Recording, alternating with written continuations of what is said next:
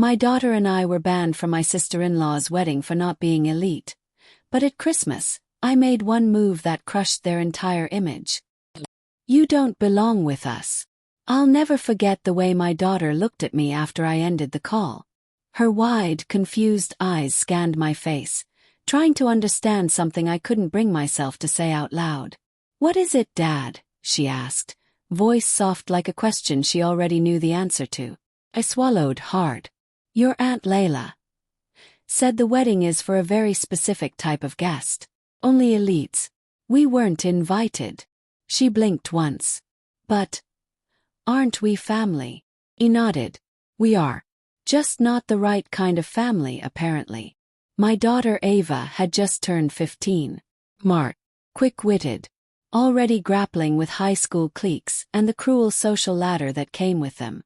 But nothing prepared her to be told that she didn't make the cut in her own mother's family. And truth be told, it wasn't just about the wedding. It was the deeper sting, the hypocrisy.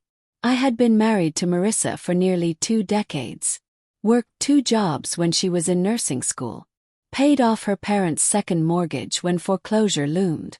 Fixed their plumbing. Rewired their lights. Picked up their sick dog. Took her little cousins to school. And still, somehow, I was the outsider. The handyman who had wandered too close to their carefully curated family tree.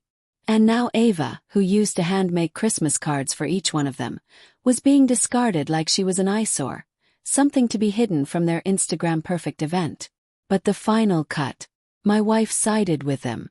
When I asked her about it, she didn't even flinch. "It's not about you," she said, cold as ice. "It's about optics. My sister's marrying into a family of surgeons and CEOs. You wouldn't understand their world." That's when something inside me went quiet. Not broken clear. I didn't argue. I didn't raise my voice. I just looked her in the eye and said, "Then we won't be attending." She rolled her eyes. "Try not to make it about you." But I didn't. I made it about us, me and my daughter. And when Christmas came, I made one quiet, surgical move that wiped the smug off every last one of their designer faces. The invitation they weren't expecting. The weeks after the wedding rejection passed in a cold, almost surreal silence. Ava buried herself in schoolwork, quietly dodging questions about why she wasn't at the glitzy wedding everyone else had seen plastered all over social media. The photos were nauseating. Gold chandeliers, luxury wine, staged laughter. And front and center, my wife, smiling beside her sister like a duchess of deceit. I didn't say a word. But I wasn't idle. Instead of sulking, I worked overtime, made some quiet calls, and took a few strategic steps, financial and personal. Then came a small, almost invisible act of rebellion. I printed invitations. Elegant, embossed, sealed with gold foil. They were sent not just to Marissa's family, but also to every guest who'd attended Layla's wedding. Friends, colleagues, even members of the groom's upper-crust family. The invitation read, "Christmas Eve celebration. Hosted by Andrew and Ava Rivers. A night of warmth, legacy, and truth. Dress code: come as you are. Because who you are matters more than what you wear." It was subtle, but the message was clear. We weren't hiding in shame. We were redefining the stage. And just when the invitations had been mailed, I made one more move. On December 20th, Marissa came home to find her belongings boxed and labeled. On top, a folder with divorce papers, and a notarized property transfer. What is this?" she stammered. "This house," I said, my voice level, "is no longer in your name. Check the documents." Her fingers trembled as she flipped through the pages. She looked up stunned. "You can't do this." "I just did," I replied calmly. "I fix things, remember?" And I wasn't done. 'Cause on Christmas Eve they all showed up. Dressed like they were walking into a gala. Expecting champagne. Instead, they were met at the gated driveway by 2 security guards holding printed messages that read, "This event is for family. Not elitist, not opportunist, and certainly not traders. If you want to see real class, try humility." They were furious. But the humiliation didn't stop there. Viral justice and the fall of the mask. Christmas morning came crisp and calm. Inside our small home, Ava and I shared hot cocoa and exchanged simple gifts. A hand-drawn portrait from her, and a journal I'd carved her name into. No flashing lights, no showy smiles, just love and peace. Meanwhile, across town, the other side of the family was in chaos. Turns out, one of Layla's influencer guests had tried to live-stream the event from our gate, thinking it'd be funny. It wasn't. Within hours, clips were everywhere. Instagram, Facebook. Entitled Family Banned from Christmas Party After Excluding Niece and Father from Wedding. One clip went viral, my former mother-in-law yelling, "Do you know who we are?" while the guard shook his head and said, "Not anymore, ma'am." The internet shredded them. Legend. That dad's a king. Money doesn't buy class. Sponsors dropped Layla like a hot skillet. Her luxury beauty line cut ties. Brand deals vanished. Marissa, already under HR scrutiny, was suspended when her name got tied to the scandal. But the best moment.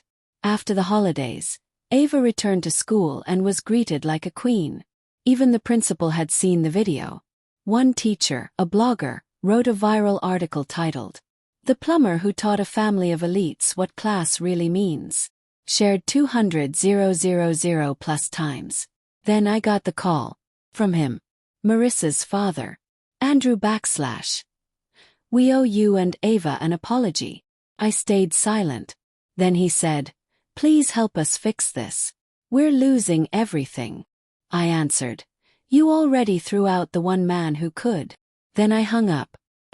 Ava's letter and the collapse of a dynasty. A week later, Ava handed me an envelope. "To Aunt Layla," she said. I opened it, heart in my throat. "Dear Aunt Layla, I may not wear designer clothes or have a famous last name, but I have something you don't. A father who never left. You called us unworthy. Mock my dad's job. But when your world fell apart, it wasn't your designer guests or your high-profile husband who fixed it. It was the man you discarded. I don't need your invitations. I'm not embarrassed by my father. I'm proud of him. I hope one day you understand that status isn't the same as substance. Because right now you're rich in money. And bankrupt in character." Ava. 3 days later, Layla's husband filed for separation. Turns out, behind the glitter was tax fraud and hidden debts. Her mansion went up for sale. Marissa. She came to my door, mascara streaking down her face. "Andrew, please. Help us." I was wrong. I didn't yell. I just looked her in the eyes and said, "The man you mocked. He doesn't live here anymore." And I closed the door. The final toast. Months passed. Their reputations shattered. Their influence gone. But Ava and we thrived. I was invited to speak at her school's career day. Walked in wearing my uniform. Some kids looked at me with confusion, until Ava introduced me. "This is my dad. He's a plumber. But more importantly, he's the most honorable man I know. When everything fell apart, he stood tall. That's what real success looks like." The room erupted in applause. Later that night, over dinner, a man approached. "I run a national foundation for skilled trades. I saw your story. Would you speak at our summit?" Weeks later, I stood on stage before thousands. They laughed at me because I fixed pipes. But a man isn't measured by his title. He's measured by his word. And I kept mine to my daughter. As the crowd stood in thunderous applause, Ava leaned in and whispered, "You didn't just get revenge, Dad. You redefined what it means to be elite." And for the first time in a long time, I felt rich in the only way that matters. Was that revenge justified? Would you have handled it differently? Tell us in the comments below. Don't forget to like, share, and subscribe for more stories where karma wears steel-toed boots. Because in a world obsessed with status, character always wins.